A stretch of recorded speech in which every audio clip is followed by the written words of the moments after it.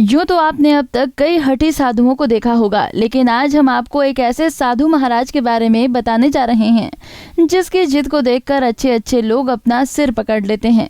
दरअसल आपको लगातार खड़े नजर आ रहे और झूले के सहारे रस्सी बांधकर सोने वाले इस साधु बाबा का नाम है दौलतगिरी, जो छत्तीसगढ़ के सूरजपुर में पिछले 5 महीनों से खड़े रहकर एक अनोखी तपस्या कर रहे हैं।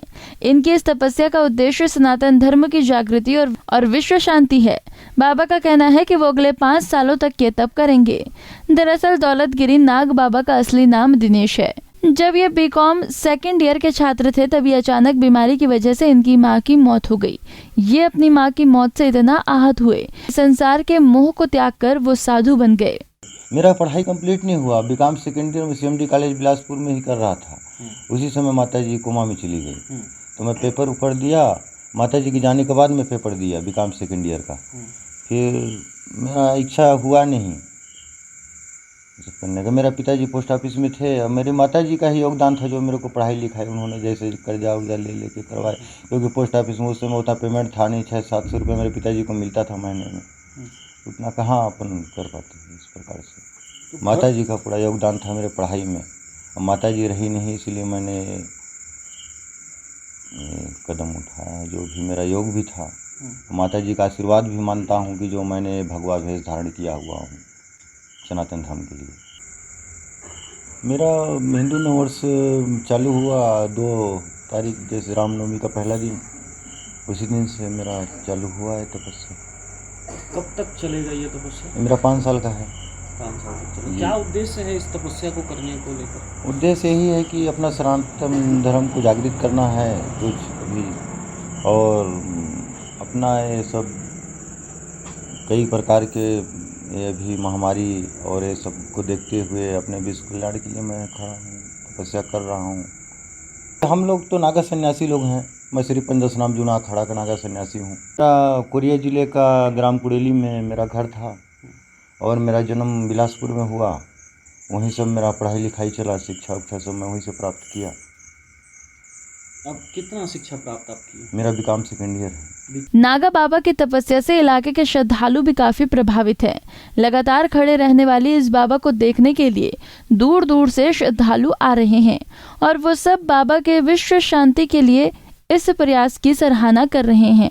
यहाँ इतना दिन से बाबा जी हमारे ग्राम रुनियाडी में आए, जब से तप कर रहे हैं, लोगों में भक्ति भावना जाग रही है और हमारे गांव और पूरे विश्व कल्याण के लिए इन्होंने संकल्प लिया हुआ है।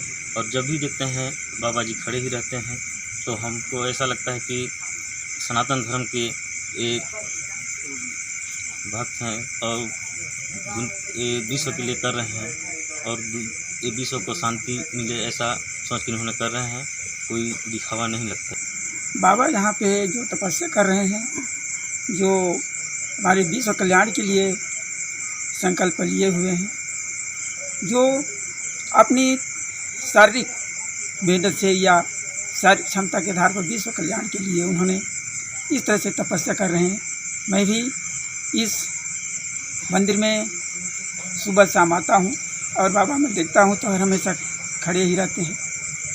बाबा की तपस्या से हमारे गांव में भक्ति भाव जाग रहे हैं, लोगों को शांति मिल रही है। मैं यहाँ 24 घंटा रहता हूँ। इसका मैं चरने तरी सोता हूँ, 24 घंटा खड़ा रहता है, रात में भी खड़ा रहता है।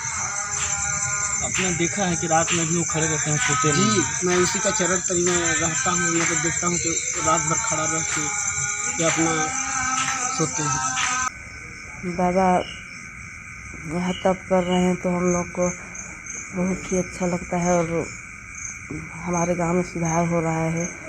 जैसे कोई शराबी रहते हैं वो सब छोड़ रहे हैं और यहाँ के भक्ति भाव जागरण हो रहा है। और हम लोग नित्य दिन आते हैं, शाम को आरती उरती होता है और अखंड रामायण करते हैं, सब कुछ करते हैं। नहीं, जब से बाबा आए हैं इस मंदिर में पूजा भी विधिवत हो रहा है और गांव रोज़ 1-2 आदमी रोज़ जुड़ रहे हैं। प्रभाव तो है, उनके तपस्या से प्रभाव तो पड़ रहा है गाँव में। अगल बगल बहुत से भक्त आते हैं, लोग भाईचारा है, सब पानी बरस रहा है समय पर, हर चीज़ हो रहा है। कोई आज तक कोरोना में कोई एक आदमी हमारे गांव में नहीं मरा। तो ये सब हम लोग इसको मानते हैं कि हमारी भक्ति में है।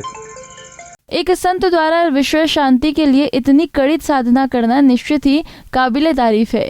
क्या ये बाबा अगले 5 सालों तक अपने साधना में सफल हो पाएंगे, ये तो भविष्य के गर्भ में छिपा हुआ है, लेकिन इनके इस प्रयास की सराहना चारों तरफ हो रही है। पंजाब केसरी टीवी के लिए विष्णु कसेरी की खबर। हमसे जुड़े रहने के लिए हमारे YouTube चैनल को सब्सक्राइब करें और नई वीडियो की नोटिफिकेशन के लिए बेल आइकॉन को दबाएं। अगर आप ये वीडियो Facebook पर देख रहे हैं तो लाइक जरूर करें और ज्यादा से ज्यादा शेयर करें। धन्यवाद।